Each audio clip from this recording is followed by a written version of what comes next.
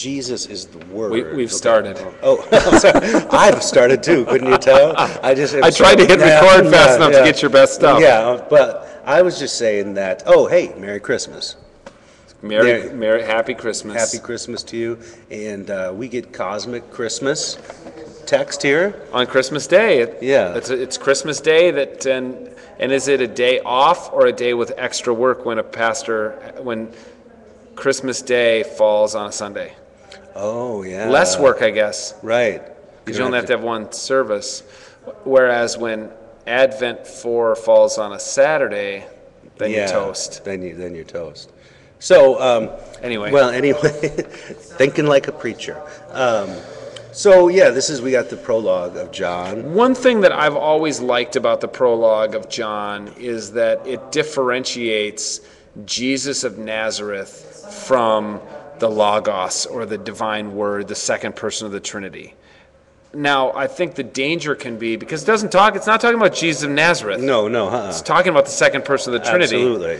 And so I like that because it preserves something about God that I think is important to preserve. But one thing that makes me nervous about that is, does Jesus of Nazareth then just simply become a container for the second person of the Trinity? Yeah.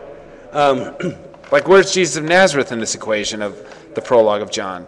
Because the incarnation is all about the incarnation of the Word, like the enfleshment of the Word. But this, like the most beautiful part, is really about this cosmic Logos. Yeah, the second person of the Trinity is that which comes forth from God, which creates, that creative force which comes forth from God, and that later on becomes Jesus, or is Jesus. Yeah, it's one of those mysteries. Oh, you like that, don't you? Gives you a lot of poetic license. Yeah, right. In your sermon. I like to think of the backstory of this Jesus, and I think that's a great thing to preach on Christmas. How this Word of God is always present and has always been present, and wherever there is God coming towards us, love moving towards us, resulting in creation, whatever, that's always been that Word of God that we find at the heart of the gospel, and that we identify now with Jesus of Nazareth, who has come into the world.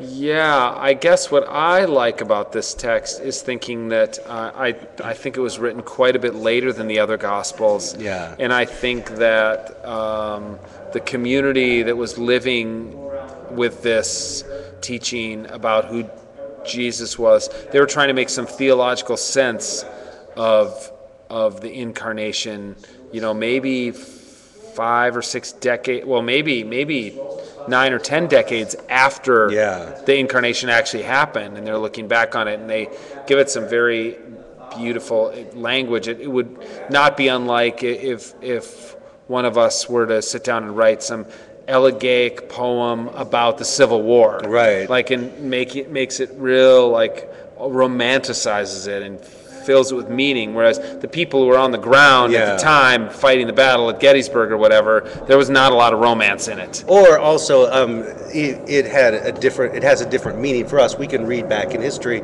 we can see the ramifications, we can see how things that sort of played out from that narrative. And so going back and finding meaning, a way that we can find meaning in it now. That's good. Well, yeah. It can be, it is surely it's nice if you're going to have to preach on a text every single year. Yeah. On Christmas Eve or Christmas Day or whatever, might as well be this, right? This is a good one. Yeah. Absolutely. There's a lot there. All right. Enjoy. Merry Christmas. Let us know what you preach.